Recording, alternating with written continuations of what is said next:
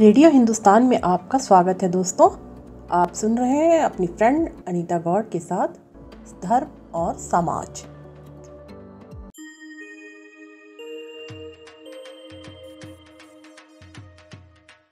दोस्तों, माघ महीने की शुक्ल पक्ष की पंचमी तिथि को वसंत पंचमी के रूप में मनाया जाता है। आज वसंत पंचमी की ही तिथि है। हिंदुओं के त्यौहार वसंत पंचमी को सूफी परंपरा के अंतर्गत भारतीय मुसलमान भी इसे मनाते हैं। जानते हैं इसका रिवाज किसने शुरू किया था? सूफी कवि अमीर खुसरो ने। सूफीज्म भारतीय दर्शन और विशेष रूप से हिंदुओं के विधान से काफ़ी प्रभावित है। वैसे भी सूफियों की परंपरा रही है कि वह जहाँ जहाँ भी अपना पैगाम पहुँचाने गए हैं, वहाँ के स्थानीय रीति रिवाजों, त्योहारों, मेलों और भाषाओं को अपनाने में ज़रा भी झिझके नहीं हैं। सूफियों के वसंत पंचमी बनाने के पीछे एक दिलचस्प किस्सा है। दरअसल 7वीं शताब्दी हिजरी के अंत में हज़रत निज़ामुद्दीन औलिया के सके भांजे मौलाना तकुद्दीन नूह का बीमारी से स्वर्गवास हो गया था। हजरत को भांजे की मौत का भारी धक्का पहुंचा, यहाँ तक कि वह 6 महीने तक इस मानसिक आघात के कारण हंसे तक नहीं। अमीर खुसरो अपने उस्ताद निज़ामुद्दीन औलिया की ऐसी मानसिक स्थिति को लेकर बहुत बेचैन थे। एक दिन अमीर खुसरो अपने कुछ दोस्तों के साथ जंगल की सैर करके शहर की ओर लौट रहे थे। हरे भरे खेतों में चारों ओर सरसों के पीले फूल पसरे हुए थे और बसंत की आगमन की सूचना दे रहे थे। हवा में फूलों की मदमाती खुशबू फैली हुई थी। सामने पहाड़ पर कालका जी का मंदिर था।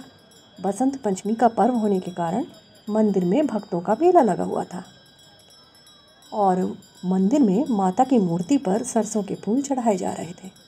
लोग बड़ी तन्मयता के साथ गा बजा रहे थे। इस दृश्य ने अमीर खुसरो का मन मोह लिया। उन्होंने खेतों में से सरसों के फूल तोड़े, पगड़ी को जरा तिरछा करके बांधा और एक सरसों के फूल सहित टहनी अपनी पगड़ी में लगा ली। फिर किसी मस्ताने की शान से झूमते हुए वे शेर पढ़ते हुए अपने पीर भाइयों के साथ अपने उस्ताद निज़ामुद्दीन औलिया की सेवा में चल पड़े। औलिया उस वक्त भी अपने स्वर्गीय भांजे की मज़ार के नज़दीक एक बुर्जी पर बैठे हुए थे। अचानक गाना सुनकर वे चौंके। पहले तो भीड़ में इस पोशाक में सजे खुसरो को वे पहचान ही नहीं पाए। जब पहचाना तो हिंदवी फारसी के शेर पढ़ते हुए खुसरो की इस मस्ताना अदा को देखकर अचानक उनके चेहरे पर मुस्कान आ गई और उनका मन खिल उठा। उस्ताद के चेहरे पर वापस खुशी देखकर अमीर खुसरो इतने भाव विभोर हुए कि जोश में आकर वे कुछ और पंक्तियां सुनाने लगे। आज भी यह रचनाएं गुल के नाम से मशहूर है और आज भी तो दिल्ली के आसपास रहने वाले ही नहीं, दूर दूर से मशहूर सूफी अपने साथ कुछ गांव वालों को लेकर सरसों के फूल हाथ में पकड़े हुए शेर पढ़ते हुए पहले उस मुकाम पर जाते हैं जहां निज़ामुद्दीन और नूह की मज़ार है, क्योंकि अमीर खुसरो के बाद बसंत पंचमी मनाने का रिवाज आज तक सूफी परंपरा के रास्ते मुस्लिम कम्युनिटी में चला आ रहा है। तो मिलते हैं दोस्तों, तब तक आप सुनते रहिए अमीर खुसरो द्वारा रचित बसंत पंचमी का यह गीत।